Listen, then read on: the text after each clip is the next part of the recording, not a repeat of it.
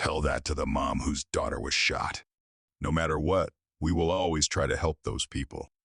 Tell her we're sorry. They have been together for 36 years, but Tom Selleck is leaving everything behind. The blue blood star just broke down and told his friends that he can't go on because of what's going on at home. Because of Jilly's shocking news, he has to make the hardest decision of his life.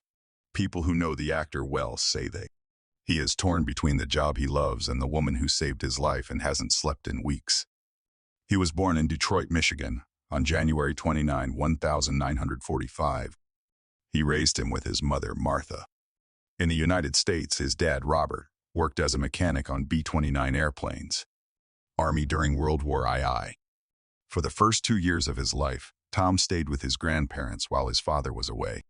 When Tom was 4 years old, his family left Detroit and drove to California in 1949. They didn't have much money, so they only brought what they could fit in the car. It was a quiet neighborhood in Los Angeles, and they used the GI Bill to buy a small house there. California was not a nice place to live.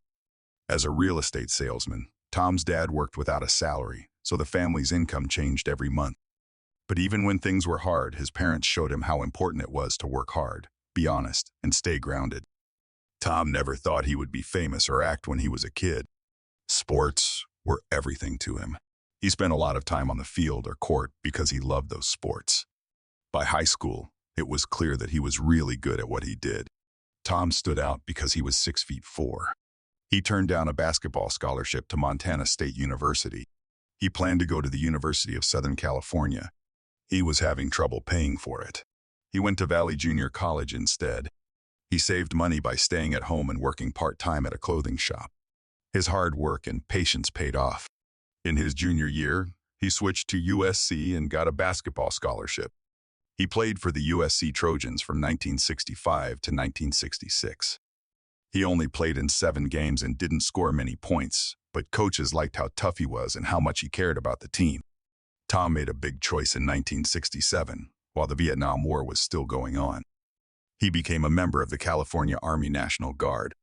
He joined the 160th Infantry Regiment and did their job until 1973. He became a second lieutenant after going to officer training school. He was later made a sergeant. During his service, he was called to help with big events like the Los Angeles Watts riots. He had a 6-month starring deal with 20th Century Fox at the time. They dropped him when he went to serve, though. When he got back, the deal was over. Still, he never felt bad about the choice he made. Tom did something different before he became a famous actor. He went on TV for the first time in 1965, while he was still at USC. It was his second time on the dating game. He lost. He tried again in 1967, but lost again.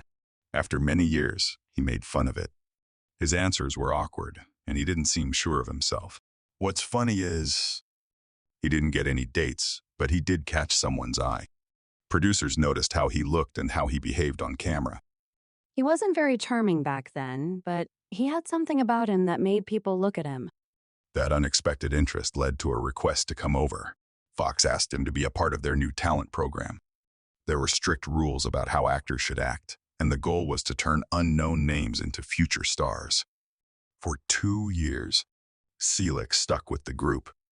It was extended 4 times, but he still didn't get any big parts. Fox dropped him in the end. They had faith in him but didn't follow through. He was gone. He didn't give up when most people would have. To pay the bills, he kept going to acting lessons and doing any small job he could find, like commercials or modeling jobs. In ads for Salem cigarettes, he was seen. And Chaz Cologne by Revlon. He knew that none of the parts were exciting, but he saw them as practice that would help him improve. At one point during this rough patch, Selleck thought about giving up. He asked his father for help.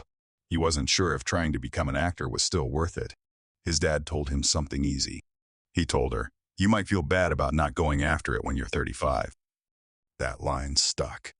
Selleck thought about it for a long time after they stopped talking. That pushed him just the right way. He chose not to wait any longer. After that, acting wasn't just a side project. It turned into the goal. He kept adding to his resume all through the early 1970s. Besides Charlie's Angels, He was in episodes of Lancer, Bracken's World, and Marcus Welby, MD. He got some screen time in these parts, but they didn't help him become famous. Many people who watched Lancer never even noticed him because he had such a small part. Even though he kept working, he was turned down all the time. Selleck looked good, which should have helped. Even though he was 6'4" and had a strong personality, casting directors didn't always pay attention to him. His height and clean-cut look were both bad things about him. Afterward, he said that Dustin Hoffman had an easier time getting big parts because he seemed more like a normal person. People were less likely to believe Selleck could act because he looked like a star before he was one. He played Jed Andrews on the soap series The Young and the Restless from 1974 to 1975. The part wasn't very exciting, but it helped him learn a lot. The soap shows were filmed quickly. He had to learn lines quickly and keep his mind sharp during long days on set. It wasn't fun, and it didn't make him popular, but he learned how to deal with the stresses of TV. In the end, he said that he turned down a longer show deal. He did not want to be at ease. He was ready to wait for something bigger and take a chance. In 1978, he finally had a break that was different. He was chosen to play Lance White on the Rockford Files. This person was not like James Garner's Jim Rockford. It was rough and uncertain in Rockford. Lance White was nice and had high hopes. Everyone always liked him, and he was lucky all the time. It worked for Selleck, though. He played Lance with a lot of charm, which made people laugh. James Garner saw that he was already a well-known actor, but he still took the time to teach Selleck. Forner told him that even the best parts had flaws. He taught Selleck that someone who was too perfect might not have much to offer. Being honest was important. That piece of advice stuck with him. Selleck used what he learned from Garner when he played the lead role in Magnum, P.Y. This person had depth thanks to him. When the Magnum P.I. No one thought it would change TV as much as it did when it first aired on December 11, 1980. There were palm trees, sunsets, and a Ferrari in this police show that took place in Hawaii. It was more than that, though. At the center of it all was Tom Selleck, a tall actor with a serious beard and a quiet charm. He played more than one role. Magnum was his name. He gave the character depth over 8 seasons and 162 episodes, which wasn't common at the time. When he got the part, Tom Selleck wasn't a big star.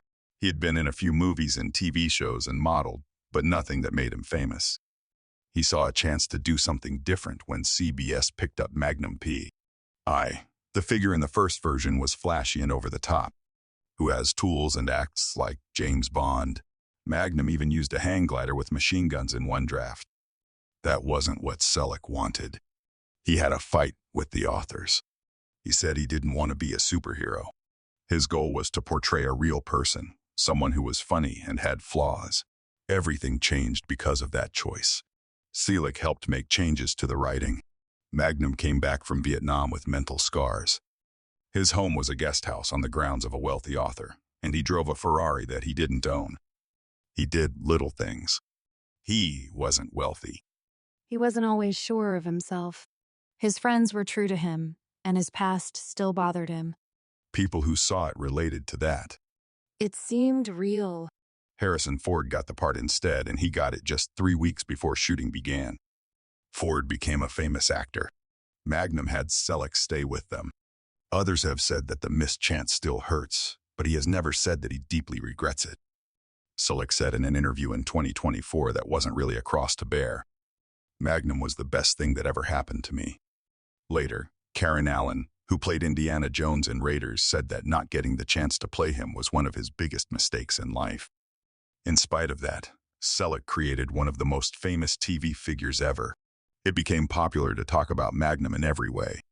The Hawaiian clothes were real and came from a shop in Honolulu called Paradise Found. While the show was on, sales of those clothes went up by 300%. The Ferrari 308 GTS was cool in the 1980S, but Selleck found it hard to drive. He barely fit inside because he was 6'4". The crew had to take out padding. He had to move the seat and bolt it in place just so he could fit on camera. His baseball cap, a navy blue one with the Detroit Tigers logo, wasn't just a costume. Selleck was born in Michigan and has been a fan for a long time.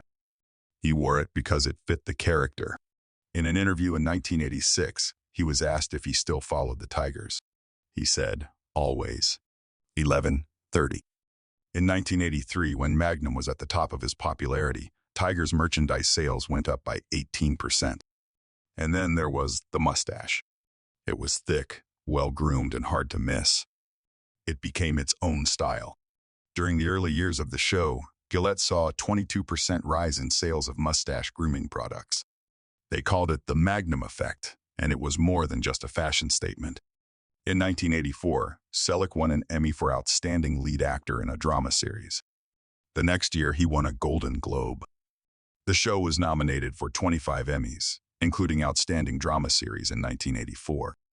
He didn't get all of that success by playing a perfect hero. He got it by playing someone complicated. Tom Selleck's rise to fame in Hollywood peaked in 1987, when Three Men and a Baby came out and changed everything. The movie was directed by Leonard Nimoy, who most people knew as Spock from Star Trek. No one thought it would be such a big hit, but it was. It made $240 million worldwide on a budget of only $11 million. That's more than $500 million today. The plot was simple. Three carefree bachelors are suddenly put in charge of a baby. Selleck, Ted Danson, and Steve Guttenberg were in the movie. People loved it. It was the biggest hit of 1987. There was also a strange rumor about it. Some viewers said they saw a ghost in one scene, which made people pause the VHS. The rumor quickly spread that it was a boy standing behind a curtain, but it was actually a cardboard cutout of Danson's character that someone forgot to move. That didn't stop the movie from becoming a classic, though, and it helped Selleck show that he wasn't just the guy from Magnum P. White. In 1990, Selleck went in a different direction with the Western Quigley Down Under. He played Matthew Quigley, an American sharpshooter who thinks he's been hired for a normal job, but finds out he's been sent to do something terrible. The role was serious and had many layers.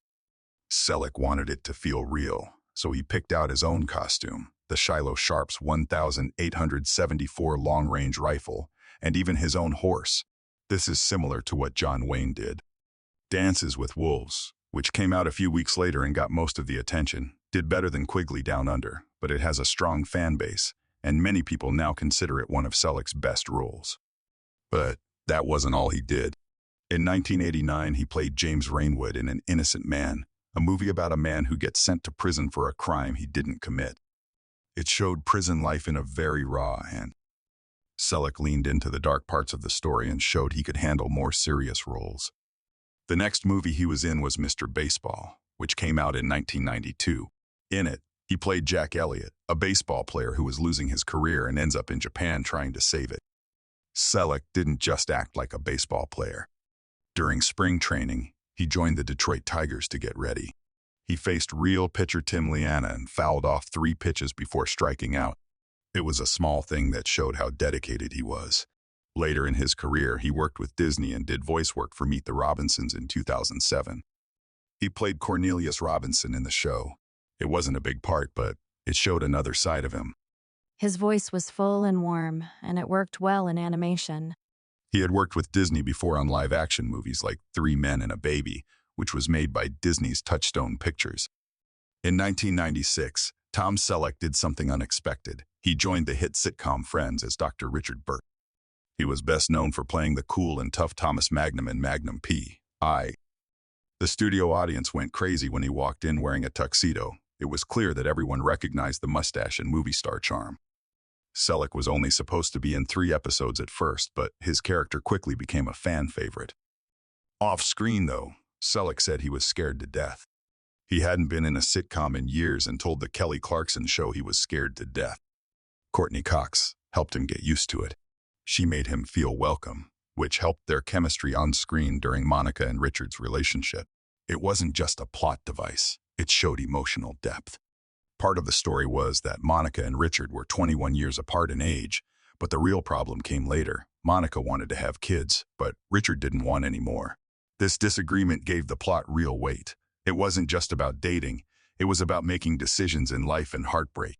Years later, Selleck played a very different role. From 2005 to 2015, he played Jesse Stone in 9 made-for-TV movies on CBS.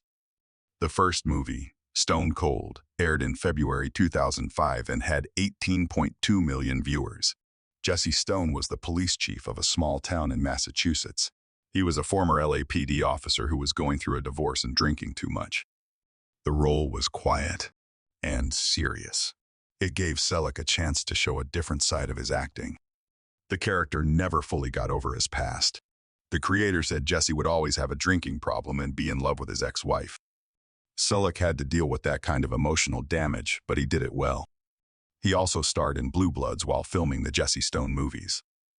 Selleck said that his Blue Bloods character, Frank Reagan, had to follow the rules, but Jesse Stone didn't. To get things done, Jesse often made his own rules. This difference helped Selleck explore both sides of law enforcement characters. He did more than just act in the Jesse Stone movies. He also worked behind the scenes. Soon after, in 2009, he co-wrote a story with Jesse Stone called Thin Ice.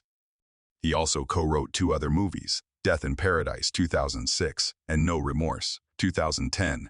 These movies had a slower pace, long silences, and Jesse thinking alone while looking out at the ocean. Those scenes came from Selleck. People liked how No Responsibilities was more focused, and they thought Selleck did a great job with the character. Even Robert B. Parker, who wrote the Jesse Stone books, said Selleck had nailed it. The 8th movie, Benefit of the Doubt, still drew 13 million viewers in 2012. After Blue Bloods ended, rumors started that Selleck might come back to Jesse Stone. At age 56, Selleck took a big risk when he made his Broadway debut in 1,000 Clowns, which opened on July 11th at the Longacre Theater. He played Murray Burns, a comedy writer who was fighting to keep custody of his nephew. Jason Robards had played the role in the original 1962 production. The show ran for 83 performances and closed on September 23 RD.